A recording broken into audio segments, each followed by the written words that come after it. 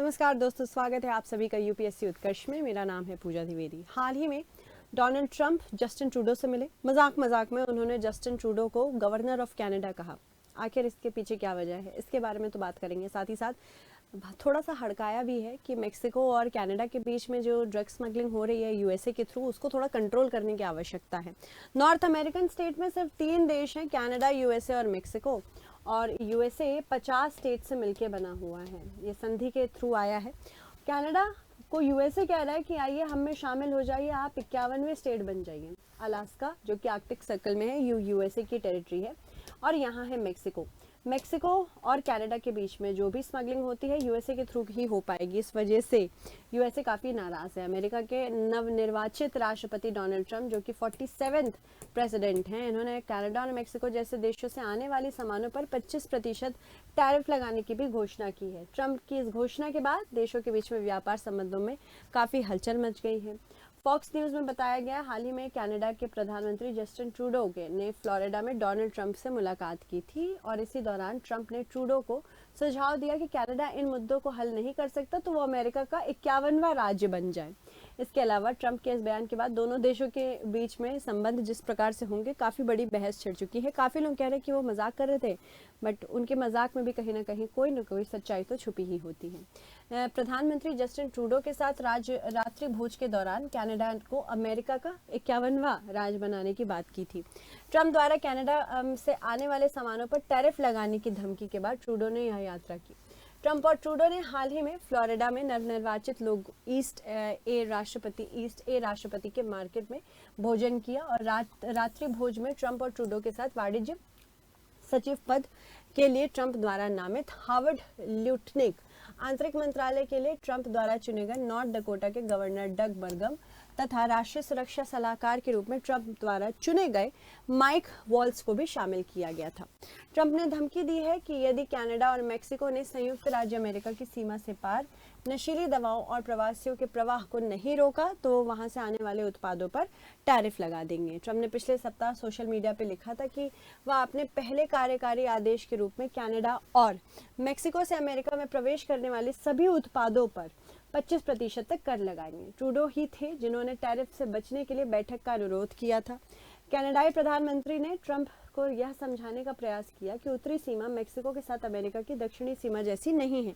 Mexico से बहुत illegal immigrants आते हैं, कनाडा से हालांकि ऐसा नहीं होता। एक रिपोर्ट के मुताबिक ट्रंप ने ट्रूडो को साफ शब्दों में बताया कि कनाडा सीमा मुद्दे और व्यापार घाटे को ठीक नहीं कर सकता है, तो यहाँ उनके उत्पादकों को 25% टैरिफ लगाए जाएंगे। और इस पर ट्रूडो ने ट्रंप को मनाने की भी कोशिश की थी। ट्रूडो ने कहा कि अगर आप ऐसा करेंगे तो कनाडा की इकोनॉमी खत्म होने लगेगी। और इस पर ट्रंप ने जवाब दिया, तो क्या आपका देश अमेरिका को चूना लगाने के लिए बना हुआ है? मतलब Trump is a very straight forward person, वो सीधे सीधे स्ट्रेट फॉरवर्ड बातें करते हैं। इसके अलावा ट्रंप ने जस्टिन ट्रूडो से साफ कहा कि कनाडा का अमेरिका के साथ $100 बिलियन का व्यापार घाटा है, उसे खत्म करना ही होगा, वरना ये कड़े फैसले लेने पर उतारू हो जाएंगे।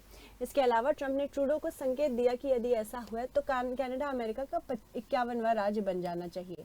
सूत्रों ने बताया कि काफ़ी इस बात पर कनाडाई प्रधानमंत्री और सहयोगी जो थे वो घबराकर हंसने भी लगे थे। ट्रंप ने कहा कि हालांकि प्रधानमंत्री एक ऊंचा पद है, लेकिन ट्रूडो 51वें राज्य के गवर्नर जरूर बन सकते हैं। इसके अलावा कनाडा अमेरिका का दूसरा सबसे बड़ा व्यापार भागीदार है।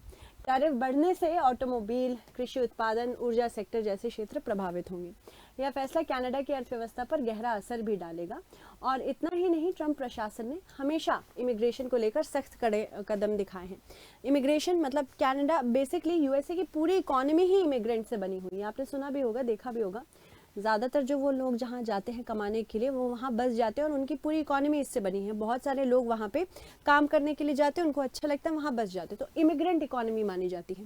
कनाडा के साथ ही अपनी सीमा साझा करते हैं, मेक्सिको के साथ ही अपनी सीमा साझा करते हैं और अपने आप को बरकरार रखे हुए हैं as one of the most important countries in the world. यहाँ पे इतना ही। इसके अलावा अगर बात करें, कनाडा अमेरिका का महत्वपूर्ण सहयोगी देश है। कनाडा अमेरिका को प्रतिदिन लगभग 4 मिलियन बैरल तेल उपलब्ध कराता है। इसके अलावा कनाडा अमेरिका के कच्चे तेल का लगभग 7% आपूर्ति करता है। अमेरिका की बिजली का 85% कनाडा से आयात भी होता है और कनाडा के पास दुनिया के सबसे बड़े खनिज भंडार हैं जिनका उपयोग स्वच्छ ऊर्जा, स्मार्टफोन, सैन्य रक्षा प्रणाली, साथ ही साथ उर्वरकों और चिकित्सा उपकरणों में होता है। कनाडा 34 महत्वपूर्ण खनिज और धातुओं से बना हुआ है। विदेशी आपूर्तिकर्ता इससे होती है और पेंटागन और राष्ट्रीय सुरक्षा के लिए महत्वपूर्ण है। कनाडा का 77% निर्यात अमेरिका को जाता है और जिससे लगभग $2.7 बिलियन मूल्य की वस्तुएं और सेवाएं सीमा पार जाती हैं। इसके अलावा पिछले साल कनाडा ने अमेरिका को $170 बिलियन मूल्य के ऊर्जा उत्पाद बेचे थे। कनाडा 36 अमेरिकी राज्यों के लिए शीर्ष निर्यात गंतव्य भी बना हुआ है और पिछले वर्ष अमेरिका का कनाडा के साथ $75 बिलियन का व्यापार घाटा भी हुआ था। अमेरिका में कनाडा की राजदूत क्रिस्टन हिलमैन ने कहा था कि कनाडा के साथ अमेरिका का व्यापार घाटा भी बढ़ा है, यानी कि कनाडा ज़्यादा इनको बेच पा रहा है पर यूएसए कनाडा को नहीं बेच पा रहा है, तो यही व्यापार घाटा है। तो यहाँ पे अमेरिका एक्सपोर्ट कम कर रहा है और इंपोर्ट ज़्यादा कर रहा है, जिसकी वजह से कनाडा फायदे में है और यूएसए नुकसान में है। हिलमैन ने यह भी कहा कि व्यापार संतुलन पर ध्यान केंद्रित करना महत्वपूर्ण है और इसे संदर्भ में रखना भी आवश्यक है। हिलमैन ने यह भी कहा कि व्यापार संतुलन एक ऐसी चीज़ है जिस पर वह ध्यान केंद्रित करते हैं और इसीलिए इस बातचीत में शामिल होना महत्वपूर्ण है, लेकिन इसे संदर्भ में रखना भी ज़रूरी है। इसके अलावा संयुक्त राज्य अमेरिका के आकार के 10वें हिस्से हैं, यानी कि जितना बड़ा संयुक्त राज्य अमेरिका है उसका 1/10 हिस्सा ही अपने आप को कहते हैं। इसके अलावा इसलिए संतुलित व्यापार समझौते का मतलब होगा कि प्रति व्यक्ति हम अमेरिका से 10 गुना ज़्यादा खरीद रहे हैं जितना वे हमसे खरीद रहा है।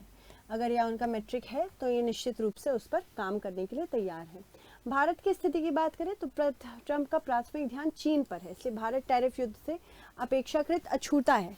ट्रेड युद्ध यानी कि व्यापार युद्ध, यानी कि आप हमारे देश में जो चीज़ भेज रहे हैं उस पर अगर हम कर लगाएंगे तो उसके बदले में हम भी एक्सपेक्ट करेंगे कि आपके देश में भी कर लगेगा, तो कर लगने से सामान महंगा हो जाएगा, जिसकी वजह से आपका जो उत्पाद है यहाँ पे महंगा रहेगा, हमारा उत्पाद वहाँ पे महंगा रहेगा, तो आपस में एक्सपोर्ट इंपोर्ट बहुत कम हो जाएगा और यही व्यापार युद्ध होता है। भारत अन्य एशियाई देशों के मुकाबले में कर निर्यात उन्मुख है, जिससे वह टैरिफ युद्ध से प्रभाव से बचा हुआ है।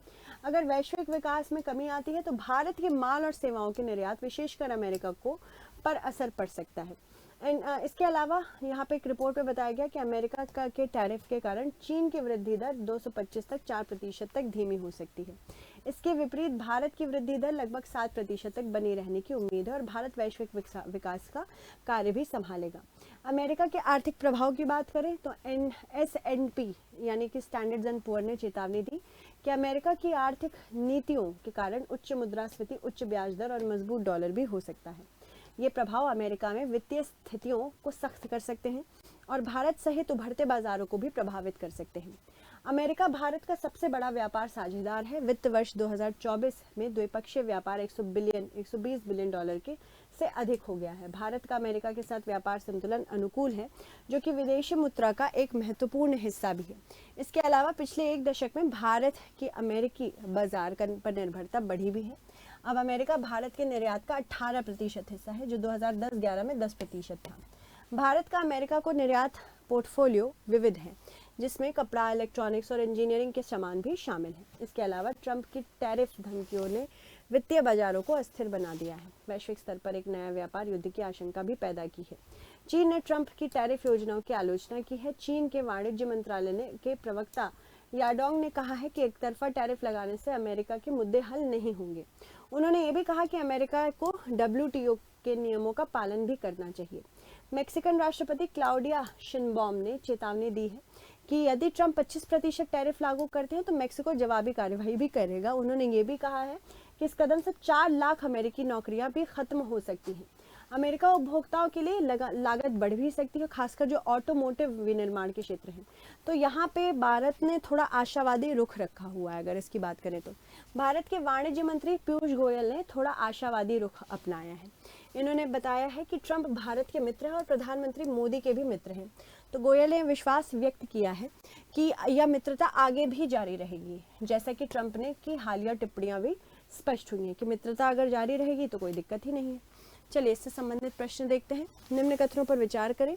कनाडा अमेरिका के कच्चे तेल का लगभग 60% आपूर्ति करता है। अमेरिका की बिजली का 85% कनाडा से आयात होता है। तो आपको बताना है इनमें से कौन सा कथन सत्य है। धन्यवाद।